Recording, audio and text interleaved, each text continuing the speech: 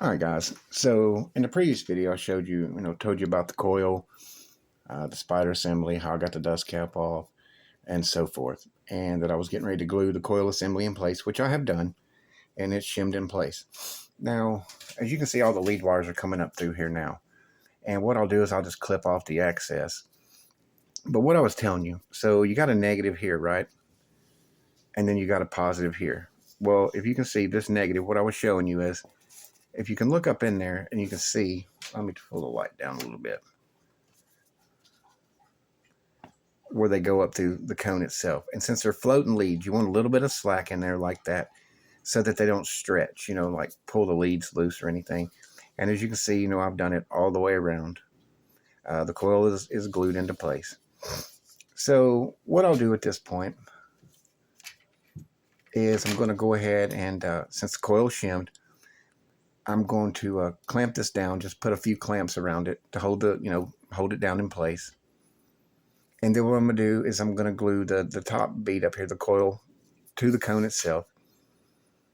And then I'm going to go back and clip these lead wires off where I need them to be, and then solder it up top. And at that point, once I'm done, I'll just take the clamps loose, and I'll go back and peel this up and put, like my E6000 down and just put all the clamps around it and just let it cure up.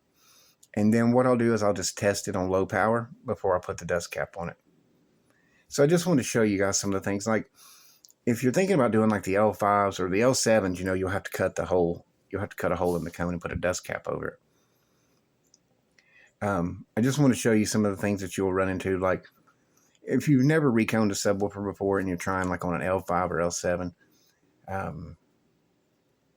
watch a lot of videos, and if there's anything I can help you with along the way, that I will. I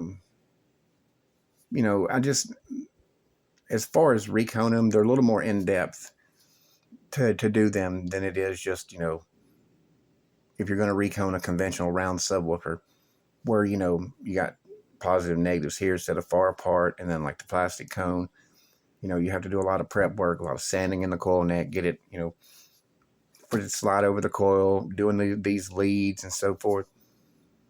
It's just a little more in depth than doing a conventional subwoofer. So I just want to show you guys a few things here. And what I'm going to do at this point, I'm going to,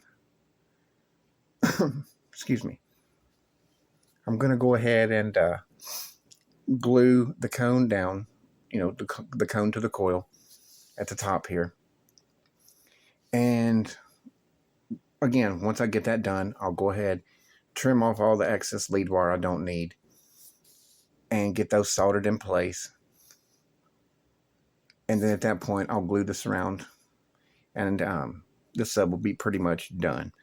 So I'll see you guys on the next step.